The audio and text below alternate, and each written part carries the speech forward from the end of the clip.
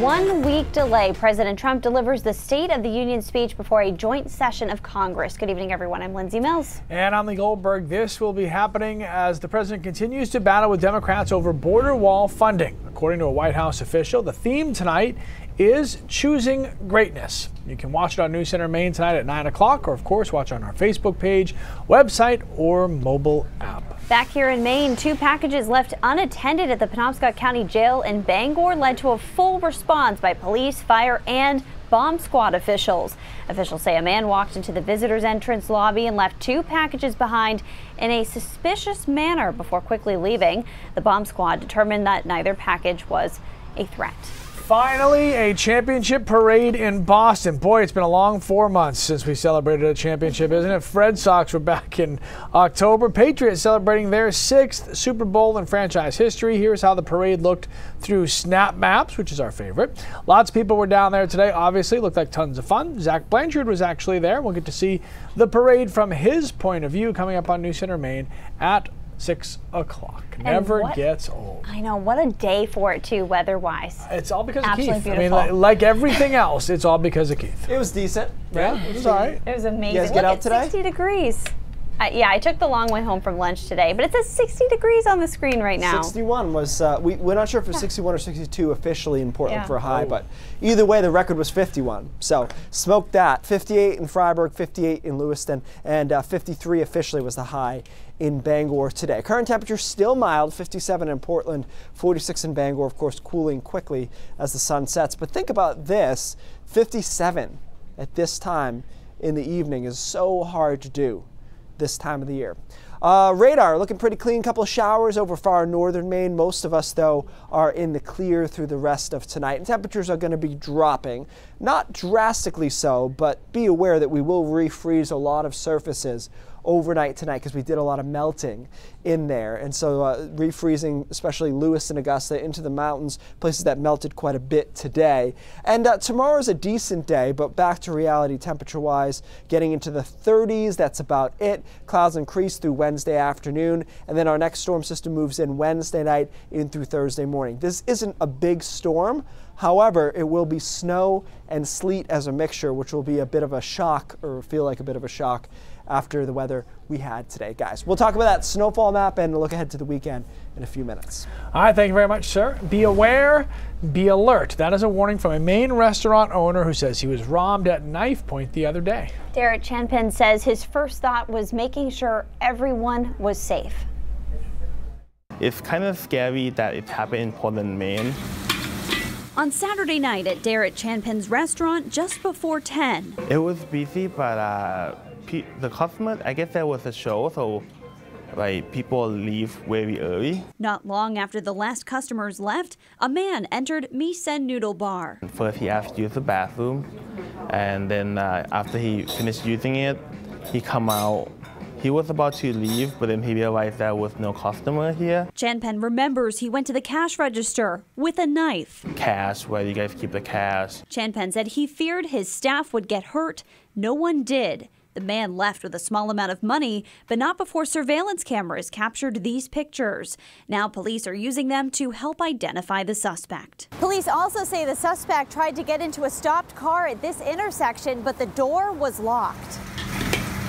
A restaurant owner for more than a decade, Chanpin says he's never experienced anything like this. Back in the day, like, man, like, you don't need to lock your door at all, you know, but now it's like much different.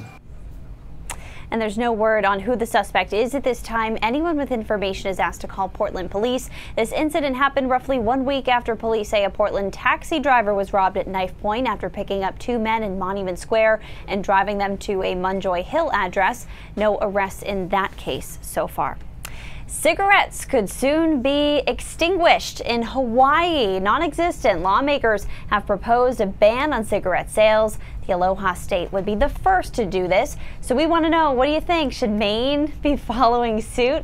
Go ahead and vote right now at our Pulse poll at pulse.newscentermaine.com or hit the Pulse poll on our mobile app. You can see some votes are already in. In Hawaii, House Bill 1509 would prohibit anybody under the age of 30 from buying cigarettes by 2020. The age requirement would go up to 40 in 2021. Then by 2022, anybody under the age of 50 wouldn't be able to buy cigarettes. By 2024, no one under the age of 100 would be able to purchase cigarettes, ultimately eliminating them. The bill would not include e-cigarette sales. 50% of you saying yes, good for air and health. All right, coming up, we're going to learn about Safer Internet Day and why it's important for parents to protect their children mentally and emotionally. And we'll take a look at how some students at a Maine middle school are trying to help people never forget something very historical.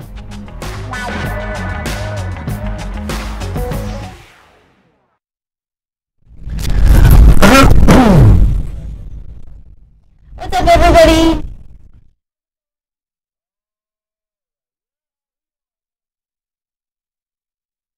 So many parents are concerned about, how to keep your kids safe online. Today is a day dedicated to it internationally. Cam, you have all the scoop. What's up, y'all? So Can I borrow your pad? Yeah, of Awesome. course. One of the things we were talking about too before, we all left for the day, was how you start that conversation with your kids about. Right. Sorry, for some reason it's not working. That's okay. There we go. I wanted to make sure I gave you the one that worked. Can you speak? Yeah. Great. Paul, under the age of 100 is obviously by design. The point is at some point there'll just be no more cigarettes in Hawaii. So that, that's not by accident. They're trying to actually get rid of all cigarettes for everybody. So that would give smokers another 5 years till it gets to under the age of 100. Interesting. And if you're 100 and you want to go buy a pack of cigarettes, I'm actually okay with that. You know what? You're 100, dude. Do what you want. True. But I wonder if you lived to be 100 years old by not smoking. Well, I'm sure they're not going to start smoking at 100. I feel like if you're 100 and you're going to smoke, you've been smoking. Nobody picks up smoking at 100. Hey, I'm 100. I've always wanted to smoke. I mean, maybe once, but not as a regular thing. Yeah. I don't know. Tony says we're going to ban cigarettes but allow pot smoking. What's wrong with that? Yeah, it's a good question. Oh boy. That is a good question. Good question. That is a very good question. George Burns was smoking cigars at 100. That's right, J-Bar. What's up, Trevor? Who's George Burns? Oh, don't say that. She's going to say the same thing. I don't know who George Burns is either. Okay, we got a lot of people who don't know who George Burns is, J-Bar. It's not good. So...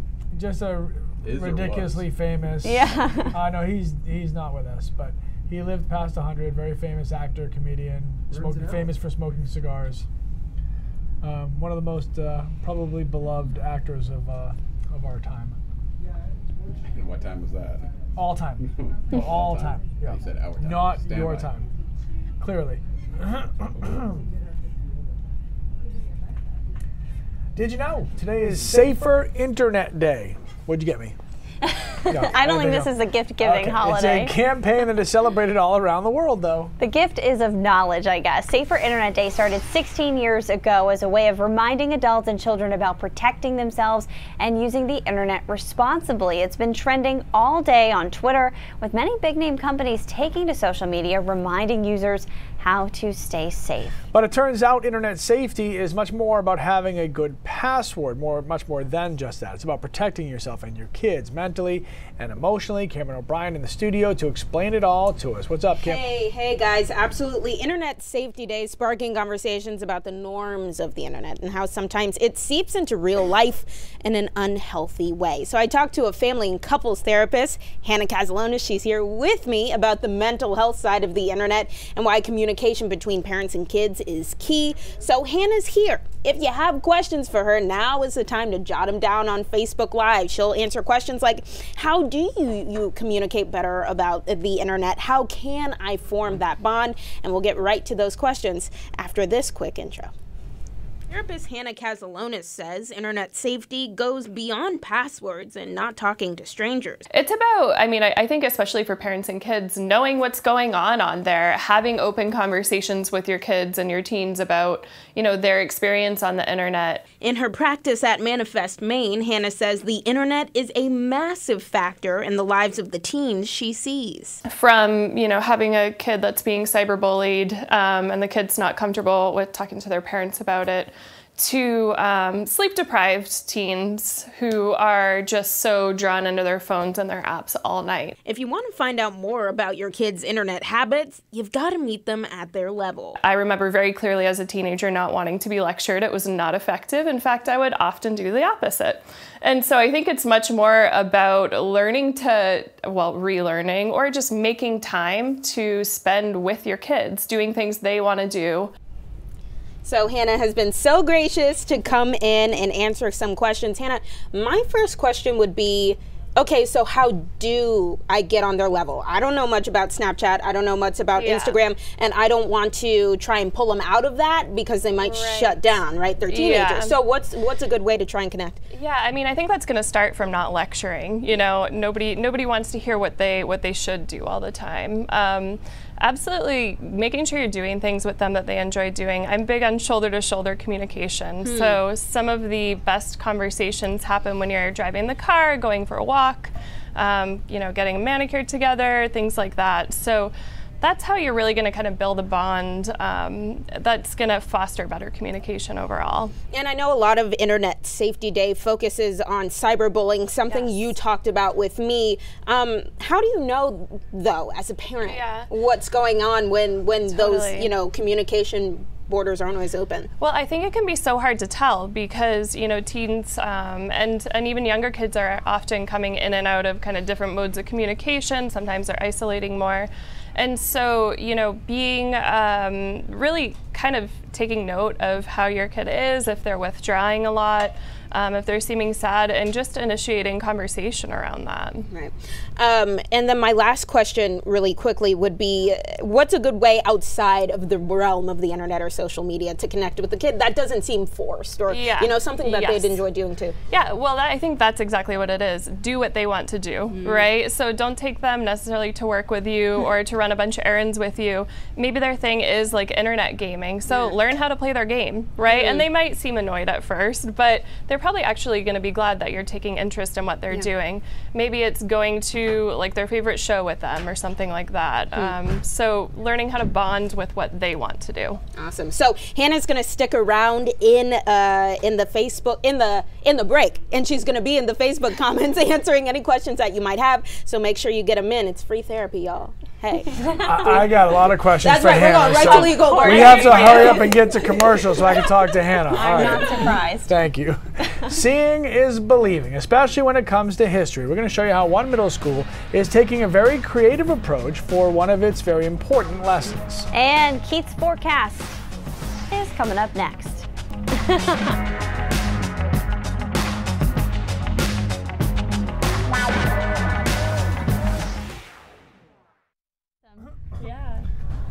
This may or may not shock you, but I'm super hands-on with my kids with the internet, my wife as well.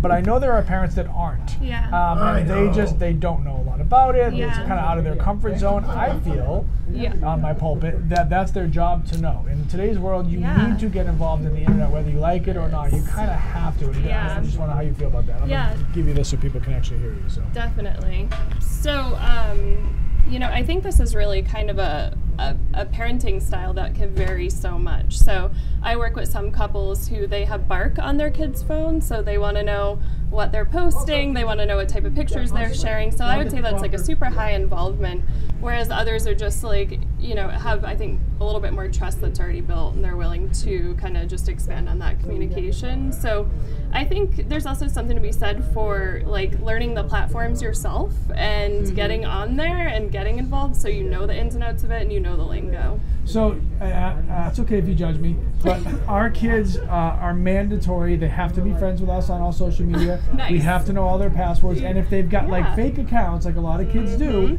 they also have to be friends with us there as well, and we don't have to tell them who we are. Yeah. So is that too much? You know, no, I mean, I think that's just a high involvement, and I don't think there's anything wrong with that. I think it's really, if your kids are giving a lot of pushback on that, and they're like, absolutely not, and there's a lot of big arguments about it, that is where like family therapy can be handy, because it's important to also have your kids feel respected and trusted, while of course, you know, having that transparency. So Sure. Well, I mean, our rules are pretty simple. I mean, I paid for the internet, so you either do it my way or you don't do it. That's so weird. That's pretty democratic. Perfect. Yeah. Yeah. I know, this sounds weird. Anybody else for hand over here besides me?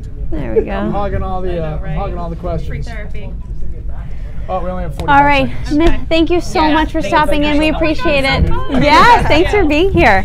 I remember the days of having to set the kitchen timer, and that was how long I was allowed to be on the internet, because we had dial up and it tied up the phone. I mean, my kids don't argue because it's either you do it my way or you don't do it. So if you want a cell phone that I'm going to pay for, then you're going to do it the way I say. That's pretty simple. It's nice. It's democratic.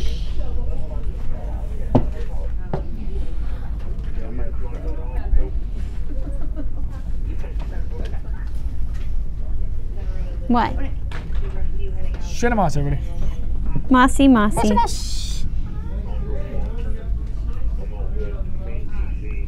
Stand by.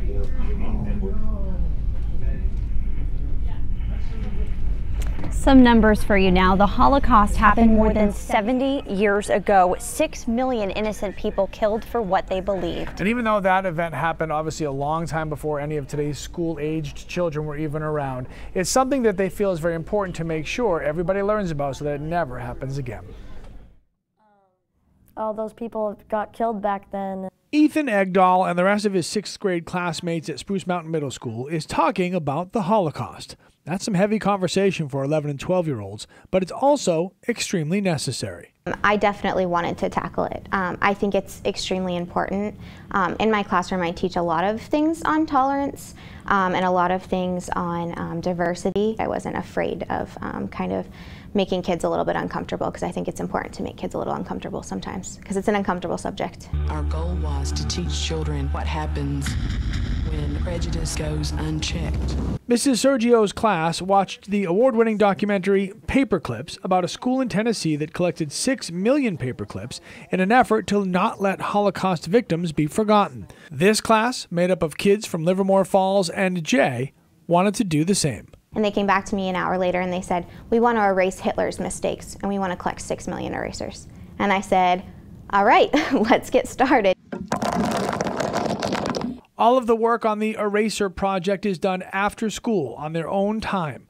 The kids write letters for donations to people in the community and outside of it. Most people, they can't imagine what 6 million people look like. So having a visual of something sort of on a smaller scale, but it actually helps people to realize how catastrophic this Holocaust was. In less than a week, the kids have collected more than 1,500 erasers. Whether they someday get to 6 million or not, the lesson is in the pursuit itself. They're just so moved that these kids, who are 11 and 12-year-old kids, are thinking about something bigger than just after school and hanging out with their friends and going to basketball. They're thinking about something catastrophic that happened in our history and wanting to do something about remembering them. Now, that group of kids from Tennessee collected paperclips for 4 years to get to the 6 million total. So the kids at Spruce Mountain still have another 6 years in school before they graduate. So lots of time left to get those erasers. Well, I hope they make it Well, work. it's just a great cause, obviously, and it's a great noble effort for them to even be wanting to talk about this with people. So it was a long time ago. So all right. Well, we want to know today, we're checking your pulse on this. Would you want Maine to consider the smoking laws that Hawaii might have to essentially phase them out altogether. Yeah, I'm not surprised by this. 70% of Mainers, or those of you voting right now, saying absolutely yes. It is good for the air. It's good for your health. 23% say, hey, smoke them if you got them. 7% say, doesn't matter to me. So, all right.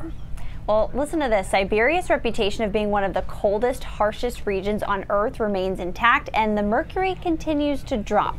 Record low temperatures have the area seeing readings of minus 76 degrees, according to local meteorologists. Must be the polar vortex. Classes have been canceled in schools due to the extreme weather, and public transportation has been running with delays.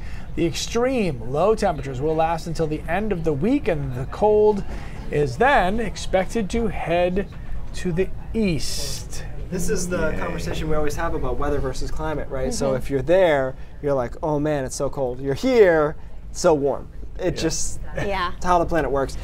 Today was record-breaking almost everywhere in Maine. Shattered records? Oh yeah, I mean 11 degrees, to break a record by 11 degrees that's a lot. Yeah. So the record was 51 today in Portland. Jess, what was Bangor's record? They got to 53.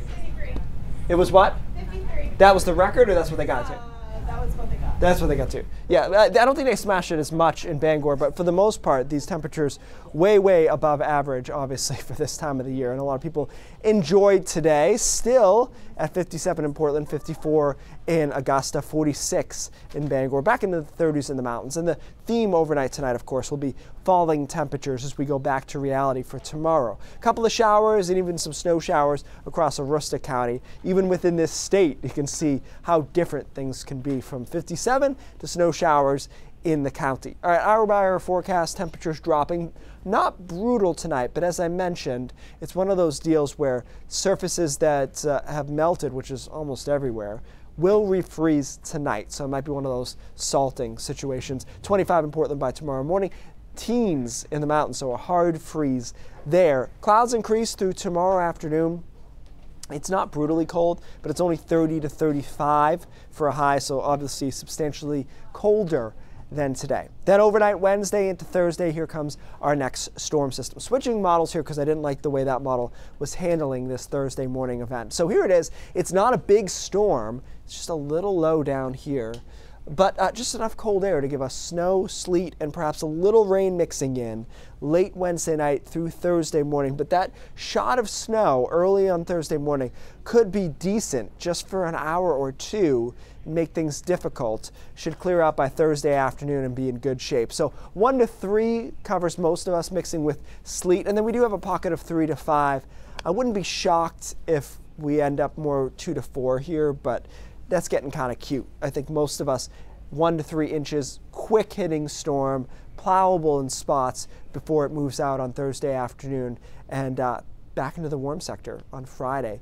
And temperatures warm up and showers. So a roller coaster this week is the theme, because as we get into Friday, temperatures upper 40s, low 50s again, and then coming back down on Saturday and Sunday. And then guys, we're watching storm for mid next week, which seems like every year there's one right around Valentine's Day. And that would be the case next Wednesday. It's over a week away, but that's kind of how I like to do things. The weekend looks okay. Chilly though. Saturday, decent on Sunday, best way to put it. Monday looks okay. And then again, we'll watch that storm for mid next week. It could be, and again, 7 days out, it could be the first, snowstorm statewide, all snow. I would prefer that. We've had a lot of messes this year, so we'll see. I know a lot of people are like, oh, I can't believe it was 60 today, 30 tomorrow. I'm sorry, I'll take my 1 day of 60, even though I know it's going to end. It's like a little mental boost. Even if you like just winter for the most part, it's like a little... one day a little recharge. Break, and then we can go back to normal tomorrow. People are happy. Exactly. Yeah, no, I'm good with it. It's good for the spirits. All right. Many people try to swipe right on the dating app Tinder to lift their spirits. This story is unbelievable. Or to find the perfect mate. Well, now they can do it to find man's best friend. Animal lovers in Lithuania have created a mobile app inspired by that popular dating app to match up dogs in local shelters with new owners. The app is called Get Pet. It features profiles of the furry four-legged creatures. Scrolling down reveals more information about the pup, and if you're interested, you get to swipe right. It is like a Tinder, but with dogs. It's a mobile, easy-to-use app that you can find dogs from local shelters, and you can arrange a meeting with a dog, a date. We start with dogs, and eventually we will go with cats and other animals that need home. Yeah, Emily and Elena, two friends, recently scanned that app, and then they visited a shelter to meet Piff, their new puppy, the medium black and gray mutt. So, Aww. yeah, this could be very dangerous. Yeah, I don't know. Sorry. I was actually on I think it was some website before we got Tito. And that is how we got Tito, essentially. Like, exactly. Yeah, so what's that? Like, is Amazon going to start delivering these guys to us, too? It's just like suddenly 10 of them show up at the door. It's dangerous. Okay, yeah, it'd be like your house, all the animals. Yep, okay. It really would. A lot more news coming up on News Center Maine at 5:30. Cindy Williams is here with a preview. Hey, Cindy. Hi, guys. You know, we hear it time and time again. Do not go back into your home if it is on fire. Sometimes that's easier said than done. One man did go back in and he did not make it out. We will tell you how the community is rallying around the family and also why he made that decision. And one school district is trying to create new laws that would prohibit smoke shops from opening near schools because of the incredible rise of e-cigarettes among teenagers. Those stories and more at 5:30. See you then. All right, stick with us. More News Center Now and Raindrops when we come back.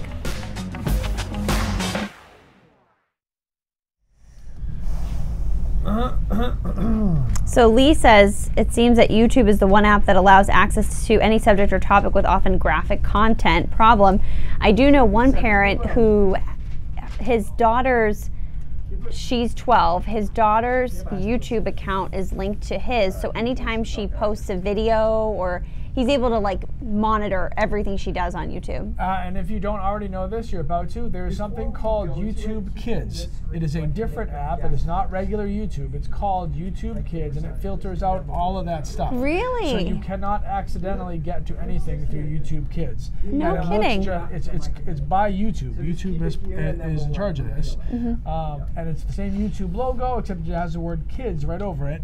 And so download that. My kids are on YouTube Kids all day long, but they never stumble across anything they shouldn't. What is it about like watching YouTube videos over and over and over again? Obsessed. What is it about that? Love it. So, but YouTube Kids.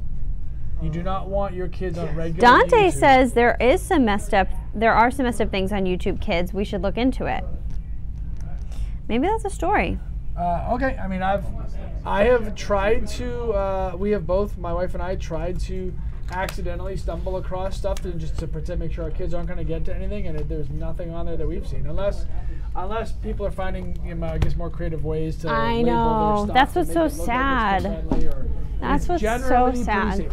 Bottom line, you should always be watching what your kids are doing anyway. I don't care what app they're on. I don't care if they're on, Disney.com. You should be watching. Sure. Or at least have an eye on it. But YouTube Kids is at least way safer than regular YouTube. I let Luca surf by himself. Yeah? Just give him an iPad. Luca already knows how to swipe. Yeah. It's funny though. I've talked about being a nanny before I got into this career. The little boys I nannied for, they were like, they couldn't even speak yet, and they knew to swipe. They knew how to use the iPhone. He wants to grab my phone all the time. What is it? They're so fascinated. Just the light and the shapes. Yeah. I actually didn't even have an iPhone. I had like a flip phone, really? And they would open it and then try to swipe the screen because their parents' phone was the iPhone. Yep. It's so funny. I'm kind of surprised by that because it's like a standby. It's like a rights thing. Yeah. Polls results fairly overwhelming. Most of you saying yes, bring on the no smoking in our state if Hawaii does in fact pass that. That'll be pretty interesting if that passes in Hawaii. Yeah. And I'm not surprised that it's so overwhelmingly in favor of so far over here. So thank you for voting. Yeah, Appreciate thanks for voting, guys. Air quality big here in Maine. All right, do we have another source? We're snap mapping. Oh, I didn't even know. You gotta wait. You have to wait your turn. All right, what do we got? Can't see. No idea. Enjoying the beautiful day out there today with those 60-degree temps. I mean, today is you all gotta about be outside. weather. Everybody was out taking pictures of whatever they look at this bike rides in February. Come on. And the doggy's enjoying it too. too. Puppy. He got that puppy off the app. Oh, is this a good ski day, Keith? Is this a good day to ski? Yeah, I like mild ski days. Okay. You know, like I like to be able to have my face out. And sure. And not get I'm not sure that's good for everybody. Nobody likes to see my face. I like it being out though. All right, I'm gonna make you guess here first. We got to 62 today in Portland. Sorry. How many Februaries, what percentage of Februaries all time do we get to 60 or above at one point during percentages? February. I know the answer to this. Okay. We can say it on if you know it. Do you know the answer? I don't. I'm going to go with 2. All right. Okay, let's say it all at the same time. Let's roll it out. Hold on. We're going to start with 50. Okay. 50 or greater, 45% of the winters. We get to 50 degrees or more at some 50, point I would have said during February. Okay, let's go up to 55. If we go to 55, it narrows substantially to 17% I'm getting closer. of them. But 60 plus is even more rarefied air, literally and figuratively. That was close. So that's including today. Before that, it was only 4%. There are not many. And this is out of 145 years. This was the percentage. So I thought this was interesting because a lot of people said, "Oh, this happens every year." That's not true. 60 I don't remember. This happens 50, half the sure. time, and some point during the winter, you typically will get one day that's around 50 to 55 degrees. Last winter was the warmest February day ever recorded, if you guys remember that, 68 to 70 degrees. We didn't quite get there today, but so it happens. But to get to this level is unusual. Very. And then it's going to bunch snow of on Thursday. lifesavers. I know. Hey, Michael worked hard on this graphic. Okay? Well, no, that's good. I I'm like just the saying. Now I want them in. I think it could help these days. News Center Made at 5:30 starts right now. Coming up next. Probably great questions. Bye, guys. Thanks for chatting with Hannah. See you later.